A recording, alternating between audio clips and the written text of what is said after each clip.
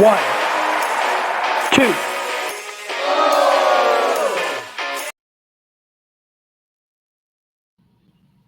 Hello and welcome to another episode of The Kickout, the final word in professional wrestling.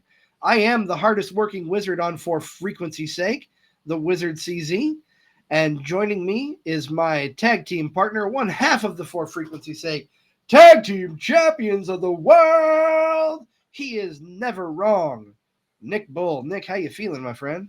I'm feeling great. It's not a gimmick. It's a lifestyle, and I'm on top of it all, my friend. How are you? Man, I am doing good. Hey, it's going to be busy here the next month of wrestling. A lot of stuff is going to be going on. Some big weekends of shows coming up. It's going to be a fun summer. But I think there's plenty to talk about before all that unravels. But I want to know, CZ, what do you want to talk about? Well, there's a couple things on my mind that I think we should address. Excuse me. First things first, big, in my opinion, name released this past Sunday, today as we record this, but this past Sunday as we air this, in R-Truth, man who's been with the company for, 20 years almost, hasn't he? Yeah, he's been around for quite some time, and before that, he was in TNA. People forget that he's the world's heavyweight champ, I believe, at least one time when he was in TNA. Two-time NWA champion. Yep, and he's kind of been that longtime staple, that longtime comedic wrestler. You know, the whole Little Jimmy, the whole taking on, John Cena's his childhood idol, and wanted to grow up to be like John Cena, even though he's significantly older than John Cena. That was perfect. Remember when he wanted to be with the Judgment Day and trying to impress them and be with them? Come on, the hot tag at the Royal Rumble. I mean, the ladder at the Royal Rumble. The ladder at WrestleMania. WrestleMania, yes. I'm sorry. WrestleMania. Yep. I mean, just great stuff. And WWE 24/7 title, R-Truth. I mean, that's his title, and I think he held it 58 times or something like that, or 100. I don't know. It's some outrageous number, but infinite time. He held it infinite times. Kind of shocked by that release, but this is a different WWE. This is not the WWE that we all have known and expected things from through the years. It's a different WWE with different ownership, so they're going to, of course, cut costs as much as they can, and that's what this is right here. Otherwise, he just fought on a Saturday night's main event, and had a match with Cena. Was it a great match? No, but it still happened. It was what it needed to be, though. Absolutely, it didn't need to be a 5-star classic by any means, but he's going to be fine. He'll be just fine. He'll turn up somewhere. He'll make an appearance here and there, and trust me, when he starts making the conventions and all that, he'll have lines. People will want to come see him. So, oh yeah, I think he'll be okay. I hope now that he is expected to depart the WWE, someone out there will make his dream come true with the Little Jimmy action figure, the empty box that just says Little Jimmy on it. I know. Yeah, I'd buy it. Somebody, I know you would. You would because you're that Mark. No. Yes. But let's get into what I really want to talk about with you, Nick, and it's something you brought up earlier in the week. And last week we talked about an NXT talent taking the TNA championship to NXT.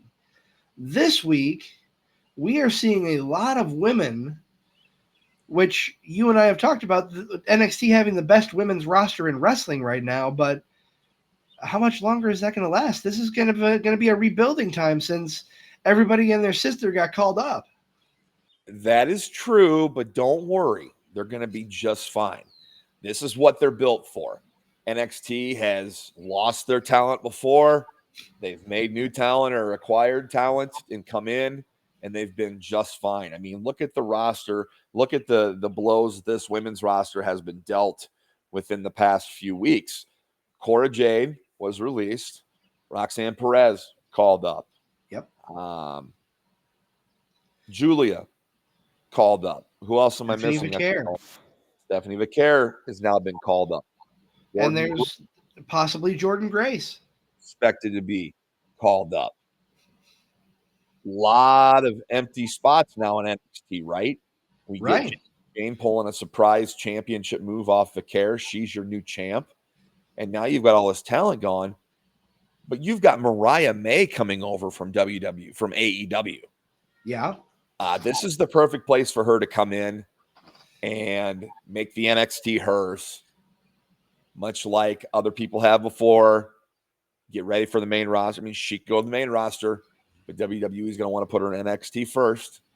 And there was no hesitation from Mariah May's part to come over from AEW. There was no contract negotiations to extend. Her contract expired. She's on her way. Expect her soon. I don't know how soon.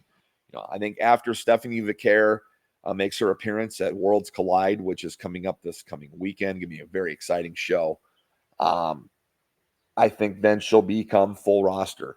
And I think Stephanie Vaquer, is going to be a name that we know more so on the main level now. She is going to be featured in the main level feuds, and rightfully so. She's very good. So, yes, I know the cupboard may look bare. Not a lot of names right now. You got JC Jane as your champ. You got Fallon Henley, Soul Ruka with the NXT. Soul Ruka. Yep. Zaria is with Zaria, Soul Ruka. yep. She's very talented. I'm trying to think who else is down there. Jada Parker, Lola Vice. There's some good names down there. Ren Sinclair. So they're fine. They're just it's kind of a starting over period now, and that's the bittersweet part of being a fan of NXT is you love this product when all these stars are around, but they're not going to be around very long, and they're going to be moving on up.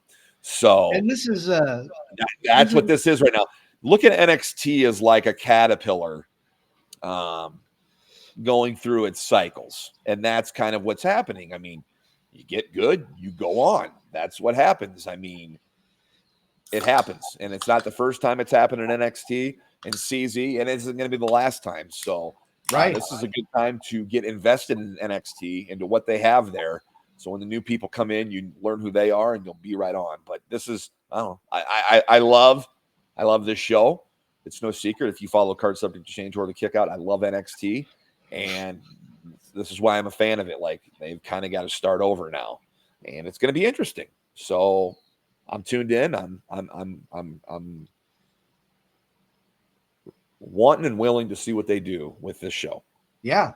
Is this what they would refer to in baseball as a rebuilding season, even though there's not really seasons with professional wrestling? Like a rebuild year. You can say that, but in baseball, it's a full commitment to a year. It's tough.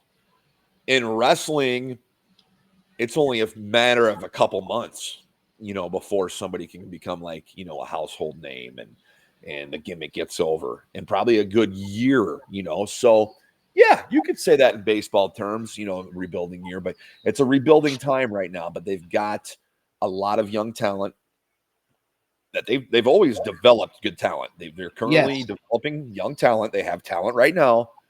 And with Mariah May's arrival, that's going to help things. And of course,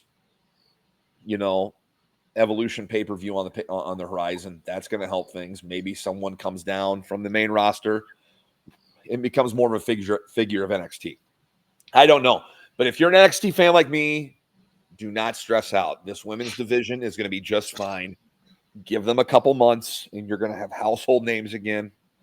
And the NXT women's division will once again, it'll be a little bit, but it'll be what it was. It won't be. I thought this past women's generation was the best incarnation of NXT women's wrestlers. I don't know if we'll ever get back to that, but we'll get stars again. Just give them a little bit of time. Let me just ask the big question then, Nick. You mentioned Mariah May. Other than her, who do you see? Because your main title contenders are now off the table. Who do you see stepping into that role to face JC Jane? I think immediately Mariah May's got to be put in the title picture immediately. Everybody knows who she is. She's going to be the hot star coming in. And I'm guessing she'll be working face when she comes in. I mean, she's going to get that pop when she comes in. So that's a name that we know is coming to WWE for all intents and purposes. It's out there. Anybody else I'm thinking of? Man. I don't know. Like, when Asuka comes back, I would love to see her go down and work with the younger talent, but don't know when she's back. Don't know what they have plans for on the main roster. And that's a loaded women's roster. I don't know if you want to take her away. Yeah. You know, she want her on the main roster when she comes back. So that's a good question. Who do you think? Who could you see stepping up? It's very tough. I mean, they've been kind of hinting at a breakup of, what are they, Fatal Influence? Maybe JC Jane turns face. Fallon Henley becomes a heel, and there's your first feud, the ending of Fatal Influence.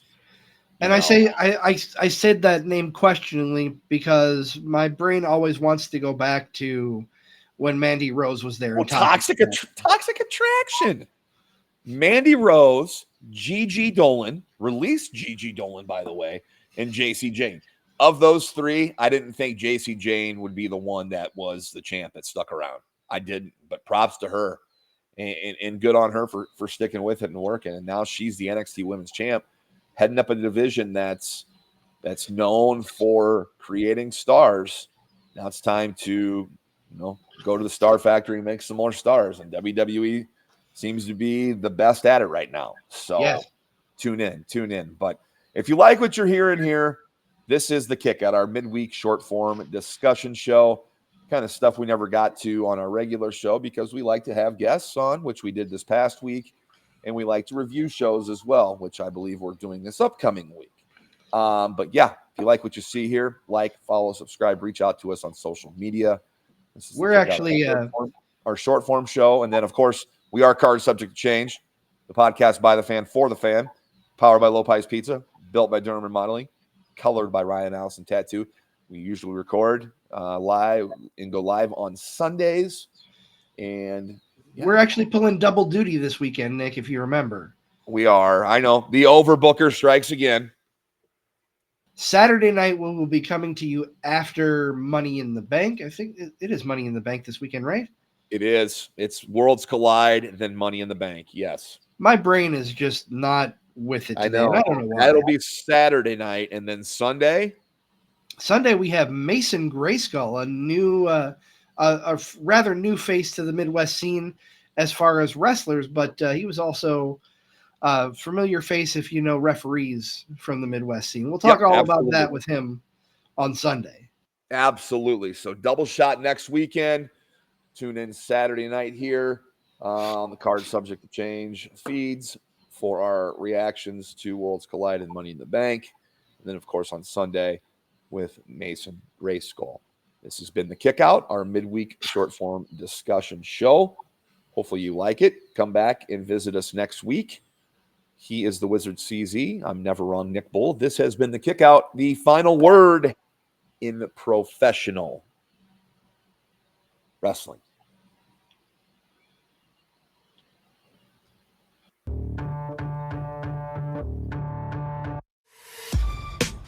This has been a For Frequency's Sake Podcast Network production. For more great content, subscribe to For Frequency's Sake on YouTube, Facebook, and Twitter.